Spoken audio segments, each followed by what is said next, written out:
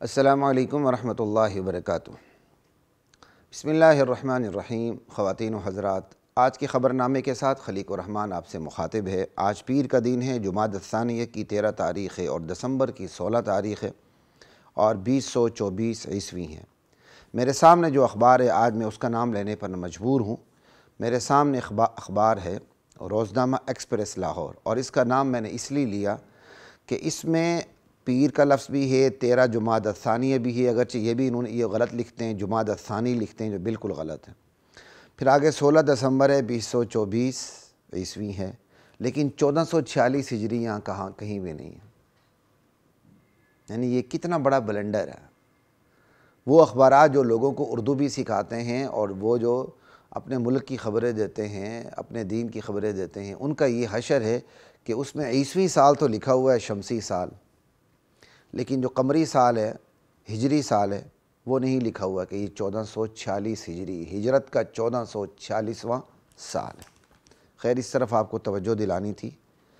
اور جو دوسری اہم ترین خبر ہے آج کی، وہ یہ ہے سانحہ APS پر ہمارا دل آج بھی غم زدہ، پوری قوم دہشت گردوں کے خلاف سیسہ پلائی دیوار کی طرح کھڑی رہے گی، یہ ہمارے وزیر اعظم شہباز شریف کہنے ہیں۔ کوئی شک نہیں، سانحہ APS پر ہمارا دل غم زدہ ہے۔ سانحہ APS سے پہلے لال مسجد کی جو مظلوم بہنیں ہیں، ان پر بھی ہمارا دل غم زدہ ہے۔ مظلوم شہیدوں پر ہمارا دل غم زدہ ہے۔ آخر اس معاشرے میں یہ تفریق کیوں کی جاتی ہے کہ دین کے نام پر جو جان دیتا ہے، دین کے نام پر جس کی جان لی جاتی ہے، اس کی کوئی وقت نہیں ہوتی۔ سانحہ APS والے بھی ہمارے بچے، ہمارے چھوٹے، ہمارے بھائی، تو بھائی لال مسجد والے بھی ہماری بیٹیاں، ہماری بہنیں، آخر ان کا نام کیوں نہیں لیا جاتا؟ معاشرے میں یہ وہ تفریق ہے جو حکمران طبقہ پیدا کرتا ہے اور معاشرے میں نفرتیں ڈالتا ہے، اور پھر کہتے ہیں یہ معاشرے میں فرقہ واریت ہے، نفرت ہے، عصبیت ہے، فلاں ہیں، ٹمکانے ہیں، شمکانے ہیں۔ یہ سارے کام حکمرانوں کی بیوقوفیاں، مقتدرہ قوتوں کی بیوقوفیاں خود کام کرتی ہیں۔ اس پر اتنی ہی بات کافی ہے، آگے چلتے ہیں۔ شام کی بدلتی صورتحال پر پاکستان انتظار کرو اور دیکھو کی پالیسی پر عمل پیرا۔ بظاہر غیر جانبداری کے باوجود اسلام آباد کا جھکاؤ بشار الاسد کی طرف تھا۔ عرب سپرنگ میں برطرفی کی حمایت نہ کی ذرائع وزارت خارجہ۔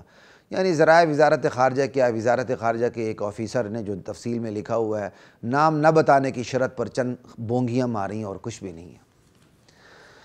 لیکن آپ کو صرف یہ بات کرنا مقصود ہے یہاں کہ شام کی جو صورتحال بدل چکی ہے اور نصف صدی سے اوپر شام کے مسلمانوں نے جو اپنی عزت کی، جانوں کی، مالوں کی، عقل نسل کی قربانیاں دی ہیں، وہ رنگ لے آئی ہیں، اور وہاں کی جو مسجوسیت ہے، ایرانیت ہے اور تشیع کا جو رنگ ہے، وہ ختم ہو چکا ہے، اہل سنت کا قبضہ ہو چکا ہے۔ یہ ہمارے لیے سب سے بڑی خوشی ہے۔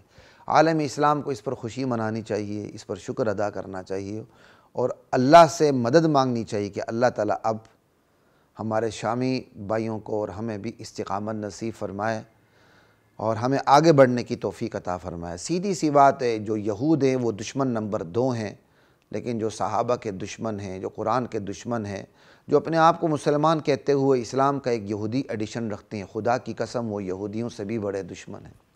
ہمارے یہاں بہت سے احمق اور کھوتے ایسے لوگ موجود ہیں جو کہتے ہیں جی دیکھو جی اب یہ شام اسرائیل کے خلاف کیوں نہیں لڑ رہا؟ بھائی جا کے آپ لڑو، آپ کو کس نے منع کیا؟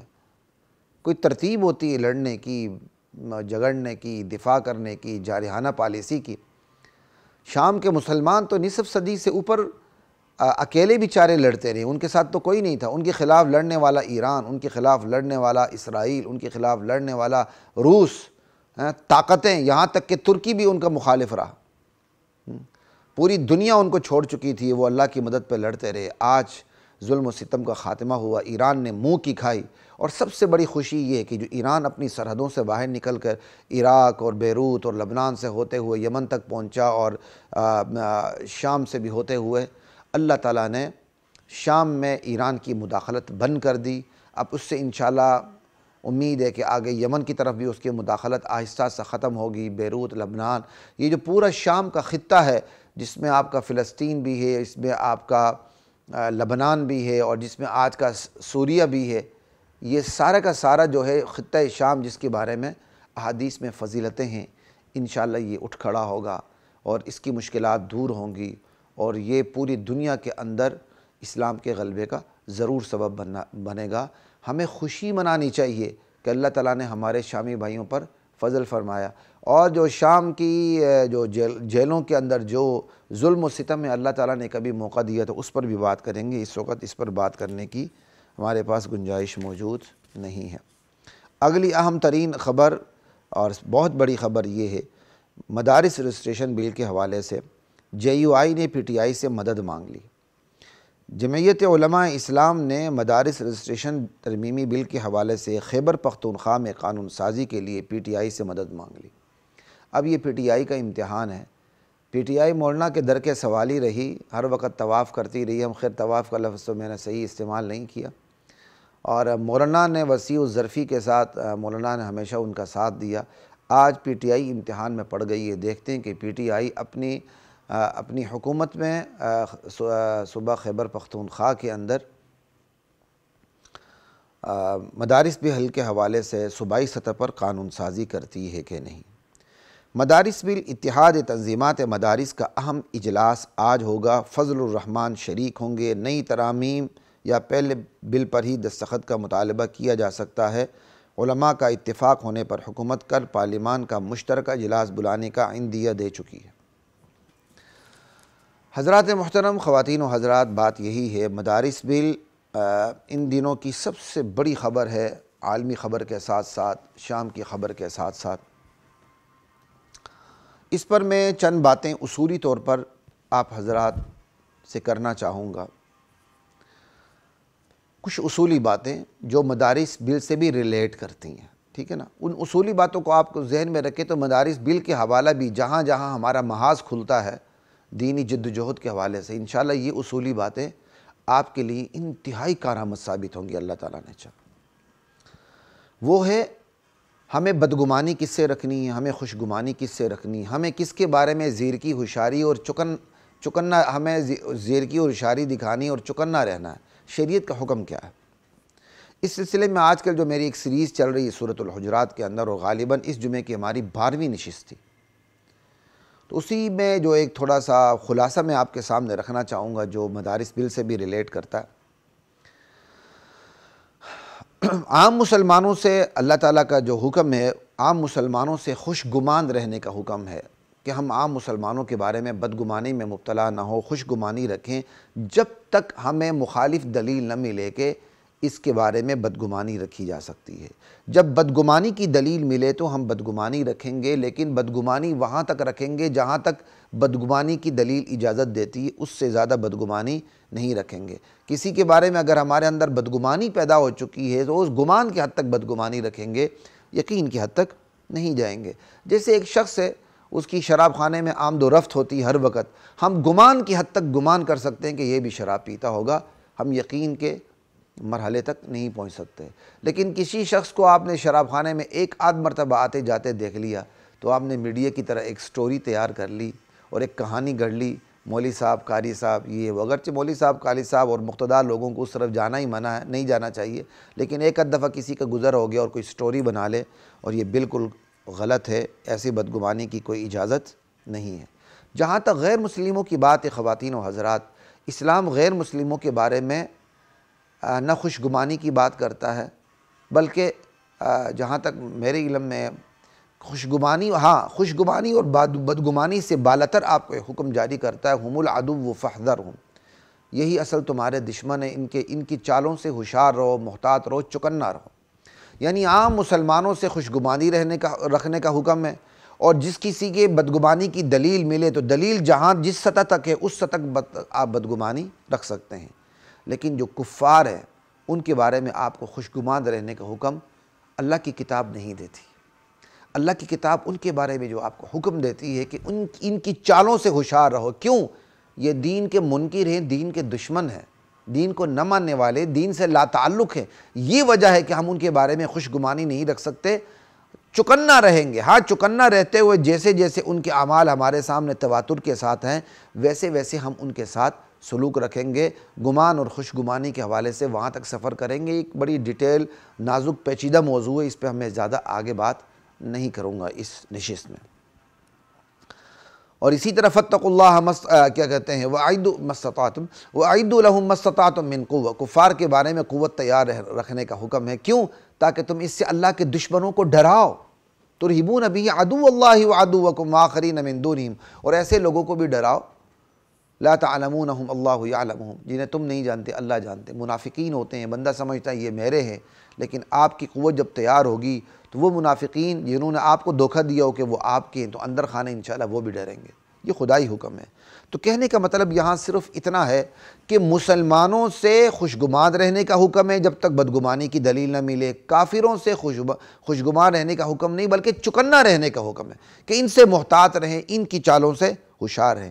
اب سوال یہ ہے کہ مسلمانوں میں سے بھی وہ فرد، وہ افراد، وہ جماعتیں، وہ مقتدر طبقات جن کی دین دشمنی، مداہنت مختلف اوقات میں تواتر کے ساتھ ہمارے سامنے آ جاتی ہے، کیا ان کی نسبت بھی ہمیں حکم یہ ہے کہ ہم عام حالات میں ان کے بارے میں خوشگمان رہیں جس طرح ہمیں عام حالات میں مسلمانوں سے متعلق خوشگمان رہنے کا حکم ہے؟ یعنی مسلمان ہیں لیکن ان کی دشمنی مختلف اوقات میں تواتر کے ساتھ اسلام کے ساتھ سامنے آتی ہے، اسلام سے دشمنی، اسلام سے لا تعلقی، مداہنت، اور خصوصاً اس میں مقتدر طبقات شامل ہیں۔ تو کیا چونکہ وہ مسلمان ہیں تو کیا ہم عام حالات میں جیسے مسلمانوں کے بارے میں حکم ہے کہ ان سے خوشگمان رہیں، تو کیا چونکہ یہ مسلمان ہیں تو ہم ان کے بارے میں بھی عام حالات میں خوشگمان رہیں جب تک کوئی مخالف دلیل نہ ملے، جبکہ ان کے بارے میں تواتر کے ساتھ مختلف موقعوں پر دین دشمنی، دین سے لا تعلقی، مداہنت سامنے آ چکی ہے؟ جواب یہ نہیں، ہرگز نہیں۔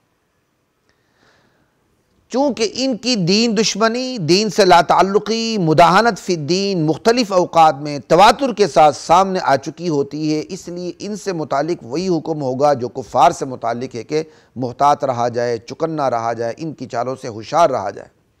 کیونکہ کافروں سے متعلق محتاط رہنے کا، چکنا رہنے کا، بچنے کا حکم اس لیے کہ وہ دین سے لا تعلق ہیں، دین کے دشمن ہیں۔ وجہ یہ ہے کہ وہ دین سے لا تعلق ہے، دین سے دشمن ہے۔ جب یہی وجہ مسلمانوں کے اندر پائے جائے کہ وہ عملی طور پر دین کے دشمن بن کے سامنے آ جائے، دین سے لا تعلق ہو جائے، مداہنت فی الدین ان کے اندر آ جائے، تو جو حکم کفار کے لیے ہے اور جس وجہ سے وہی حکم مسلمانوں کے لیے ہوگا اسی وجہ سے۔ صرف مسلمان ہونے سے ان کے بارے میں خوشگمان نہیں رہا جا سکتا۔ یہ حکم آج کل کے سیاسی جماعتوں پر، بالخصوص برسر اقتدار طبقوں پر، مقتدر سیاسی جماعتوں اور قوتوں پر آسانی سے اپلائی ہوتا ہے، صادق آتا ہے۔ اور یہ حکم آج کل کے علماء سو پر بھی صادق آ جاتا ہے، جو حکمرانوں کے بارے میں خوشگمان ہو جاتے ہیں، حکمرانوں کے در پر گھٹنے ٹیک دیتے ہیں، حکمرانوں کے بارے میں اندھے ہو کر، نابینے ہو کر امیدیں لگا لیتے ہیں کہ یہ ہمیں کچھ نہیں کہیں گے، یہ ہمارے دینی جد و جہد کو اور یہ ہمارے مدارس کو کچھ بھی نہیں کہیں گے، یہ تو بڑے اچھے لوگ ہیں، یہ تو بڑے اچھے لوگ ہیں، سمجھے؟ یہ ان علماء سو کے بارے میں بھی یہی حکم ہوگا۔ اور یہ جو ہم کہہ رہے ہیں کہ آج کے عام سیاسی جماعتوں کے بارے میں، بالخصوص مقتدر سیاسی جماعتوں کے بارے میں یہی حکم ہوگا کہ ان کے ساتھ چکن نہ رہا جائے، ان سے خوشگمان نہ رہا جائے۔ ایک تو وجہ ان کا پہلے سے جو ایک متواتر عمل چلا آ رہا ہے کہ یہ دین سے لا تعلق، دین دشمنی اور مداہنت فی الدین ان کے اندر پائی جاتی ہے، یہ وجہ ہے۔ جو عمومی وجوہات ہے وہ آپ کو بتا دیتا ہوں کہ یہ جو سیاسی جماعتوں کے ممبران ہیں، ان کے جو اقتدار میں آنے کا پروسیس ہے یہ خطرناک ہے، اس وجہ سے ہم ان کے بارے میں چکنا رہیں گے۔ اس میں اقتدار میں آنے کے پروسیس میں سب سے پہلے خود جمہوریت ہے، جس میں بندوں کو تولا نہیں جانا، گنا جاتا ہے۔ تو اب اس جمہوریت میں کن ٹٹے آ جاتے ہیں، اگرچہ اسلام کے اصول مزاحمت کو سامنے رکھتے ہوئے، اہون البلیتین کو سامنے رکھتے ہوئے، نیک لوگ بھی آتے ہیں، آنا چاہیے، مسلم سیاسی جماعتیں آتی ہیں، آنا چاہیے، ان کا یہ حکم نہیں ہے۔ وہ تو بیچاری مجبوراً آ رہی ہیں اس جمہوریت کے میدان میں، وہ کوئی خوشی سے نہیں آ رہی ہیں، وہ تو اہون البلیتین پر، دو مصیبتوں میں سے حل کی مصیبت پر عمل کرنے کی وجہ سے آ رہی ہیں۔ لیکن جو ایک عام پروسیس ہے جس سے عام ایک سیاسی جماعت کا ورکر میدان میں اترتا ہے، وہ جس پروسیس سے ہو کے گزرتا ہے وہ پروسیس خطرناک ہے، وہ جمہوریت ہے، جس میں اس کا کردار دیکھا نہیں جاتا، اس کا وزن دیکھا نہیں جاتا، اس کی تعلیم نہیں دیکھی جاتی، اس کے معاملات اور اخلاق نہیں دیکھے جاتے، اس کے صادق و امین ہونا نہیں دیکھا جاتا۔ تو جب یہ دیکھا نہیں جاتا تو کیا دیکھا جاتا ہے؟ اس کی دولت دیکھی جاتی ہے، اس کا وڈیرا پن دیکھا جاتا ہے، اس کی جاگیرداری دیکھی جاتی ہے، اس کا فیوڈلزم دیکھا جاتا ہے۔ آپ دیکھیں نا، ہمارے بہت سے وڈیرے ہیں، سیاسی جماعتیں ان کی محتاج ہوتی ہیں، وہ سیاسی جماعتوں کے محتاج نہیں ہوتے، ان کے ووٹ پکے ٹھکے کھرے ہوتے ہیں۔ تو اس لیے ان کے بارے میں ایک تو جمہوریت کا پروسیس ہو گیا، پھر دولت کے زور پر آنا ہو گیا، پھر ان کا وڈیرا پن ہو گیا، اور پھر یہ حلف وفاداری دے کے آتے ہیں بہت سے کہ بھائی ہم آئیں گے تو ہم تمہارے شیطانی قوتوں کو کہتے ہیں ہم تمہارے مفاد میں یہ کام کریں گے۔ یہ وہ وجوہات ہیں جن کی وجہ سے ان کے بارے میں ہمیں چکنا رہنے کا حکم ہے۔ پھر جو ہمارا آئین ہے، ہمارا آئین خود ایسا ہے کہ ہمیں چکنا رہنے کا حکم ہے۔ ہمارے آئین میں سکم ہے، خدا کی حاکمیت ہمارے آئین میں اکثریت کی محتاج ہے، خدا کی حاکمیت آئین کی اکثریت تبدیل کر سکتی ہے، ٹھیک ہے۔ اسی طرح جو خدا کی حاکمیت کی دفعات ہیں، اور خصوصاً جو 58(2)B کی 8ویں ترمیم کے ذریعے جو زیولگ جو خدا کی حاکمیت کو قرارداد مقاصد کو انہوں نے پریمبل سے آرٹیکل میں تبدیل کر دیا تھا، وہ بھی سپریم کورٹ کے 3 رکنی بینچ کے فیصلے کی وجہ سے عام دفعات کی طرح ایک دفعہ ہے، اس دفعہ کو دیگر دفعات پر فوقیت حاصل نہیں ہے، ٹھیک ہے۔ تو یہ وہ وجوہات ہیں جن کی وجہ سے ہمیں ان سیاستدانوں کے بارے میں چوکنا رہنا، خوشگمان نہیں رہنا۔ اسی طرح سود جیسا حرام کام، اس کو باقاعدہ پارلیمنٹ سے تحفظ حاصل ہے۔ ٹرانسجینڈر ایکٹ پارلیمنٹ سے پاس ہوتا ہے، آپ اندازہ کر لیں، مدارس بل پاس ہو کے مسترد ہو رہا ہوتا ہے، لیکن ٹرانسجینڈر ایکٹ پارلیمنٹ سے پاس ہو رہا ہوتا ہے۔ تو جس پارلیمنٹ سے ٹرانسجینڈر ایکٹ پاس ہو تو اس پارلیمنٹ کے ممبران کے بارے میں ہمیں چکنا رہنے کا حکم نہیں ہوگا۔ اسی طرح خصوصی وجوہات بھی ہیں کہ بد کردار اور بے عمل قیادت ہوتی ہے جو ذاتی مفادات کی اسیر ہوتی ہے۔ عام سیاسی جماعتوں کے اندر بہت بڑی تعداد ایسی ہوتی ہے جو بے عمل ہوتی ہے، ان کا علم عمل سے کوئی تعلق نہیں ہوتا، وہ صرف اپنے ذاتی مفادات کے اسیر ہوتے ہیں، ایک۔ اور اگلی بات، یہ جو کائنات کو چلانے والے، اس وقت دنیا کی سیاست کو چلانے والے جو فرائض ہیں، یہ جو سیاستدان ہیں، یہ ان کے در پر سجدہ ریز ہوتے ہیں، منصب حاصل کرتے ہیں، اختیارات حاصل کرتے ہیں، ان کو پھر ان کے وعدوں پر کہ ہم تمہارے لیے یہ کام کریں گے، شیطانی قوتوں کو یہ وعدے دیتے ہیں، پھر ان کو اقتدار سے نوازا جاتا ہے۔ اس لیے ہمیں ان کے بارے میں چوکنا ہونے کا حکم ہے۔ اسی طرح مالیاتی اداروں کی غلامی ہے۔ پاکستان میں جو سیاسی جماعت برسر اقتدار آتی ہے وہ مالیاتی اداروں کی غلامی میں چلی جاتی ہے، مالیاتی اداروں کی ڈکٹیشن پر کام کرتی ہے۔ پھر خلاف اسلام یہ باقاعدہ قانون پاس کرتے ہیں اور اس کی اپلیکیشن کرتے ہیں ان سب، اور پھر مالیاتی ادارے جن شرائط پر ان کو قرضہ دیتے ہیں وہ ساری کی ساری پوشیدہ ہوتی ہیں، ہڈن ہوتی ہیں، ان کو پبلک نہیں کیا جاتا۔ ایک تو خلاف اسلام احکام، اور پھر جو اسلام والے ہیں ان پر ظلم و ستم۔ آپ ٹرانسجینڈر ایکٹ کو دیکھ لیں، پارلیمنٹ سے پاس ہو رہا ہے، خواتین کو حد سے زیادہ نوکریاں دی جا رہی ہیں، خواتین کو آگے لایا جا رہا ہے، خواتین کی امپاورمنٹ کے نام سے خواتین کو اس طرح خود مختار بنایا جا رہا ہے کہ گھروں کے گھر تباہ و برباد ہوتے جا رہے ہیں۔ اسی طرح مسلمان ممالک کے اندر آپ تعلیمی اداروں کو دیکھ رہے ہیں، ایک طرف یہ مدارس بل کو پاس نہیں کر رہے اور مدرسوں پر یہ اپنا قبضہ جمانا چاہتے ہیں، مدرسوں کی آزادانہ اور خود مختارانہ حیثیت کو یہ پامال کرنا چاہتے ہیں، اس کے مدارس کے نظام اور نصاب میں یہ دخل دینا چاہتے ہیں، ان کے بینک اکاؤنٹس یہ نہیں کھولتے، ان کی یہ رجسٹریشن نہیں کرتے، اور پھر واویلا بھی کرتے ہیں کہ یہ غیر رجسٹرڈ مدارس ہیں۔ اور دوسری طرف ان کا کام دیکھیں کہ یہ عیسائی مشنری اداروں کو پاکستان کی اربوں کی جو مالیت کے ادارے ہیں یہ عیسائی مشنری اداروں کو دے دیتے ہیں۔ ایک طرف یہ سرکاری سکولوں کو این جی اوز کے حوالے کرتے ہیں کہ ہم نہیں چلا سکتے، اور دوسری طرف یہ مدارس کو تحویل میں لینے کی کوشش کرتے ہیں۔ کیسی الٹی گنگا ہے، ایک طرف یہ بڑی بڑی یونیورسٹیز کو چرچوں کے حوالے کرتے جا رہے ہیں، اور وہ صرف تعلیمی ادارے نہیں ہیں بلکہ اربوں روپے کی مالیت کے ادارے ہیں جہاں اربوں روپے کا باقاعدہ کی تجارت ہوتی ہے، وہ دیتے جا رہے ہیں، اور دوسری طرف یہ مدارس کو تحویل میں لینے کی کوشش کرتے ہیں۔ آپ ایف سی کالج کو دیکھ لیں، ایف سی کالج اتنا بڑا ہے کہ اس کے اندر 10 یونیورسٹیاں بن سکتی ہیں، اس کو چرچ کے حوالے کر دیا گیا، عیسائی مشنری اداروں کے حوالے کر دیا گیا۔ اب وہاں باقاعدہ اس طرح فیسیں کہ ان فیسوں سے اربوں روپے کروڑ روپے حاصل ہوں گے، وہ کہاں جائے گا؟ وہ عیسائیت کی تبلیغ میں خرچ ہوگا۔ اسی طرح کینیڈ کالج کو دیکھ لیں، لاہور کا سب سے مشہور ترین کالج خواتین کا کینیڈ کالج، اس کو بھی چرچ کے عیسائی مشنری اداروں کے حوالے کر دیا گیا۔ یعنی یہ، اور اسی طرح راولپنڈی گارڈن کالج، اس کو بھی عیسائی مشنری اداروں کے حوالے کرنے کی مہم جاری ہے۔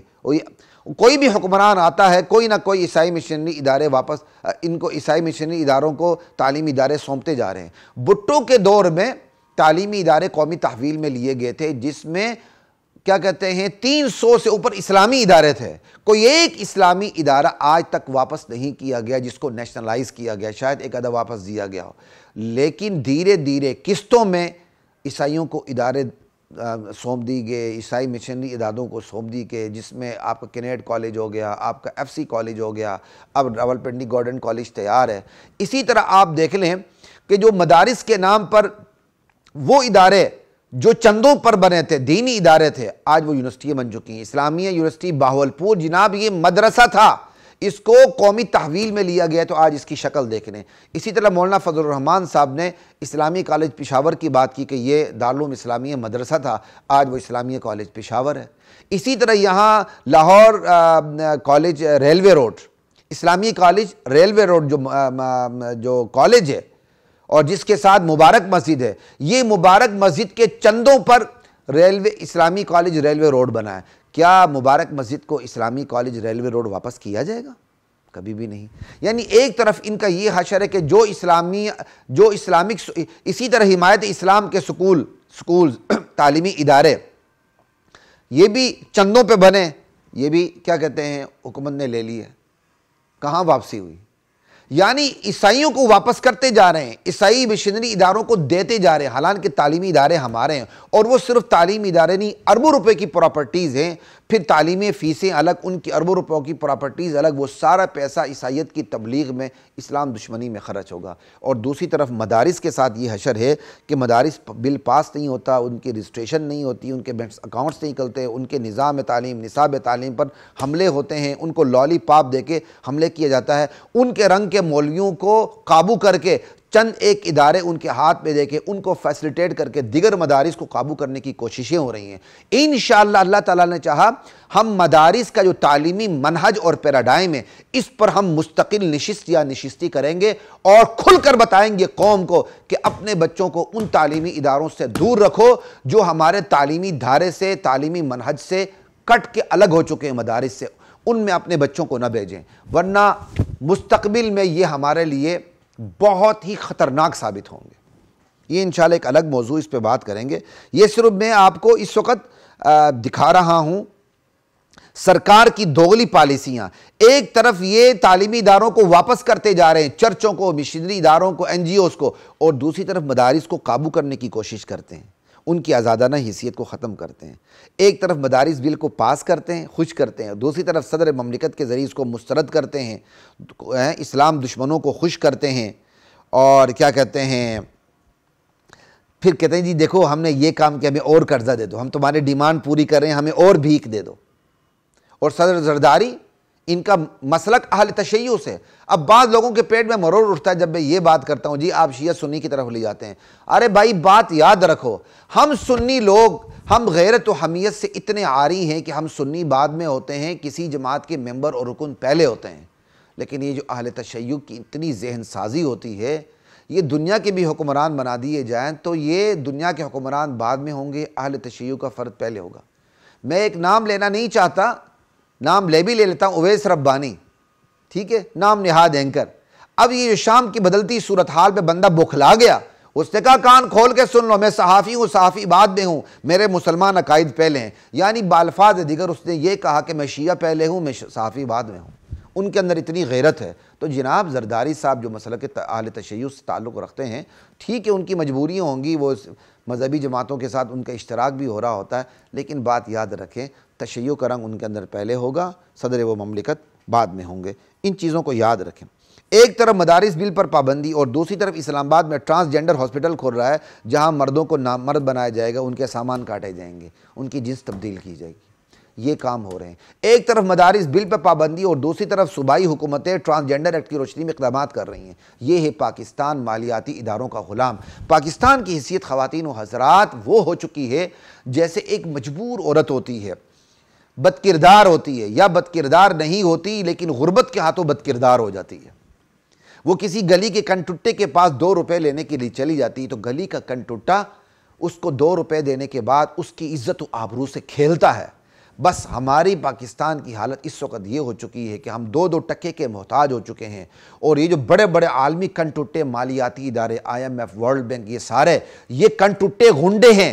یہ ہمیں 2 روپے دینے کے بعد ہماری نہ صرف عزتوں سے کھیلتے ہیں بلکہ ہمارے ایمان سے کھیلتے ہیں۔ خدا کی قسم اس وقت ہماری حالت اس عورت سے زیادہ بدتر ہو چکی ہے جو 2 روپے کے لیے اپنی عزت کو بیچتی ہے۔ ایمان کو تو نہیں بیچتی نا، لیکن بحیثیت ریاست ہم 2 روپے کی خاطر کشکول اٹھا کے نہ صرف اپنی عزت بیچتے ہیں، حیا کے جنازے بھی نہیں کر رہے ہیں، آپ دیکھ لیں، بلکہ ہم اپنا ایمان بھی بیچتے ہیں۔ اہل اسلام پر تشدد پہ اتر آتے ہیں، غیر اسلامی ہم لیجسلیشن کرتے ہیں، قانون سازیاں کرتے ہیں۔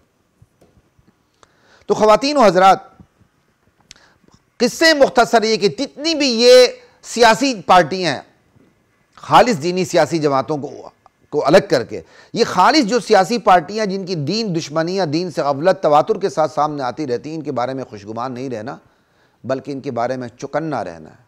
عوام کی غلطی یہ ہوتی ہے کہ وہ خوشگمانی میں مبتلا ہو جاتی ہے ان کے بارے میں، انہی سیاسی پارٹیوں سے، چاہے وہ نون لیگ ہو، چاہے پیپلز پارٹی ہو، چاہے PTI ہو، کوئی بھی ہو، ان سے امیدیں لگا لیتے ہیں اور ان کے سیاستدانوں کے اعمال کو نظر انداز کر دیتے ہیں، عقیدے کو نظر انداز کر دیتے ہیں اور پھر ووٹ کرتے ہیں، جبکہ قرآن ان سب کے بارے میں آپ کو چکنا کرتا ہے۔ فاحذرہم اتبعوا من لا یسألکم اجرا وہم مہتدون، پیروی ان کی کرو جو ہدایت یافتہ ہیں، جن کو دین ایمان کا پتہ ہے۔ ایک بندہ بہت ہی اچھا ہے، کرپشن سے پاک ہے، لیکن وہ ہدایت کا منہج اس کے سامنے واضح نہیں ہے، اس کی بھی پیروی نہیں ہوگی۔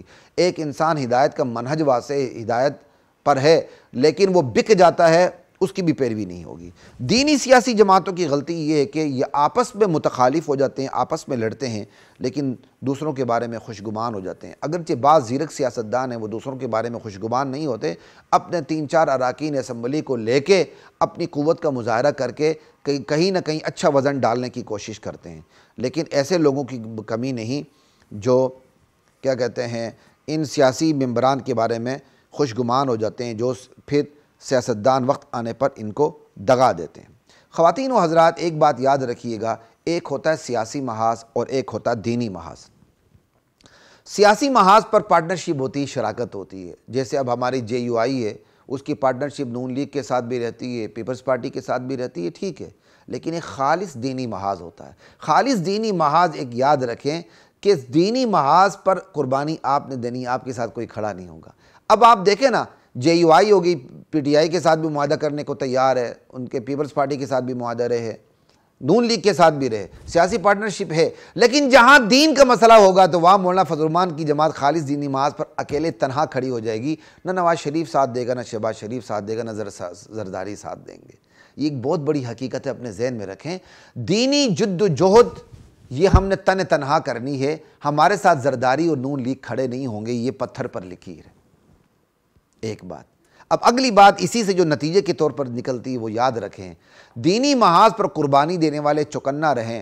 سیاسی محاذ کی قربانی دینی محاذ کے لیے دی جا سکتی، لیکن دینی محاذ کی قربانی سیاسی محاذ کے لیے نہیں دی جا سکتی۔ مثال کے طور پر دشمنان صحابہ ہیں، ہم ان کو وحدت امت کے نام سے، اتحاد امت کے نام سے اپنے سیاسی میدان میں ہم ان کو اکٹھے نہیں کر سکتے۔ جی ہمیں سیاسی مفاد ہے، ان کا دین الگ، لکم دینکم ولی دین، لیکن سیاسی میدان میں ہم اتحاد کرتے ہیں۔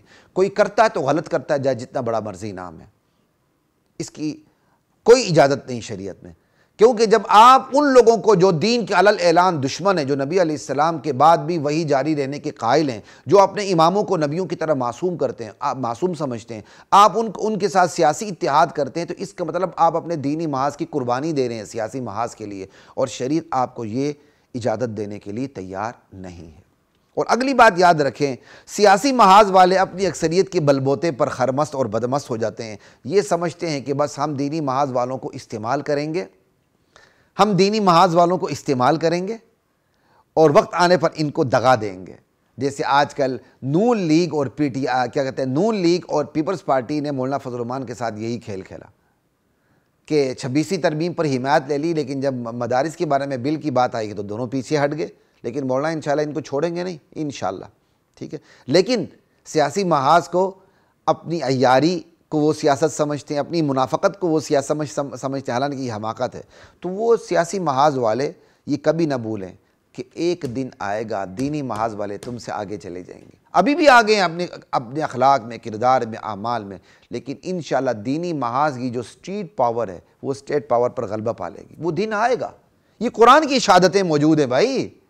قرآن کہتا ہے فرعون کا ظلم انتہا پر تھا، قرآن کہتا ہے وَنُرِيدُ أَن نَّمُنَّ عَلَى الَّذِينَ اسْتُضْعِفُوا فِي الْأَرْضِ، ہم نے یہ ارادہ کر لیا کہ زمین میں جن کو کمزور اور ذلیل سمجھا جاتا ہے ہم ان کو زمین کی خلافت عطا کریں، ہم ان پر احسان کریں۔ وَنَجْعَلَهُمْ أَئِمَّةً وَنَجْعَلَهُمُ الْوَارِثِينَ، ہم ان کو امام بنائیں، دنیا کا مقتدا اور پیشوا بنائیں۔ پھر موسیٰ علیہ السلام کی پرورش ہوتی ہے فرعون کے وائٹ ہاؤس میں، دشمن کے گھر میں پرورش ہوتی ہے، بڑے ہوتے ہیں، اور پھر تختہ الٹ جاتا ہے فرعون کا، وہ غرق ہو جاتا ہے۔ یہ تبدیلی یوں آتی ہے، اسٹیٹ پاور جو ہوتی ہے اللہ تعالیٰ اس کو اس طرح کھڑا کرتے ہیں کہ اسٹیٹ پاور اس کے سامنے مغلوب ہو جاتی ہے۔ یہ اللہ تعالیٰ نے محض کہانیاں بیان نہیں کی قرآن کے اندر، اور جب اسٹیٹ پاور مغلوب ہوتی تو یہ نہیں ہوتا کہ وہ فالج زدہ ہو گئی ہو اور اس کی ٹانگیں کانپ رہی ہوں تو آرام سے آ کے آپ پکڑ لو، وہ اپنی ٹیکنالوجی میں، سائنس میں، اقتدار میں، اختیار میں بدمست ہوتی ہے۔ حتیٰ اذا فرحوا بما اوتوا اخذناهم بغتۃ، وہ جب اپنی کیا کہتے ہیں خدا کی دی ہوئی نعمتوں میں خدا کو بھول کر بدمست خرمست ہوئے ہوتے ہیں، ایسے میں ان پر زوال آتا ہے۔ جیسے شام میں بشار الاسد پر کیسے زوال آیا، دنیا کو امید ہی نہیں تھی کہ زوال آ گیا، لیکن اللہ نے ان کو زوال میں مبتلا کر دیا۔ اس لیے سیاسی محاذ والے اس حوالے سے ہوشیار رہیں کہ ان کو زوال نہیں آئے گا، نہیں۔ اسٹریٹ پاور دین کی اسٹیٹ پاور پر غلبہ پا لے گی، آج نہیں تو کل، کل نہیں تو کل، یہ قرآن کا وعدہ ہے۔ اور آخری بات آپ سے یہ کہنے لگا ہوں، ہمارے دینی محاذ والے لوگ جو نابینی ہو کر خوش گمان ہو جاتے ہیں اور مقتدرہ قوتوں پر، سیاسی جماعتوں پر انحصار کرتے ہیں، اس حد تک انحصار کرتے ہیں کہ ان کی جھولی میں گر جاتے ہیں، ان کی جھولی میں گرتے ہیں، خالق کو ناراض کرتے ہیں، مخلوق کو دغا دیتے ہیں اور اپنوں کے ساتھ دغا کرتے ہیں، اپنی قوت کو، اپنوں کی قوت کو کم کرنے کی کوشش کرتے ہیں۔ وہ بھی سن لیں کہ ان کا حشر بھی اچھا نہیں ہوگا۔ جو اپنوں کو دغا دیتے ہیں نا، وہ خالق کو ناراض کرتے ہیں۔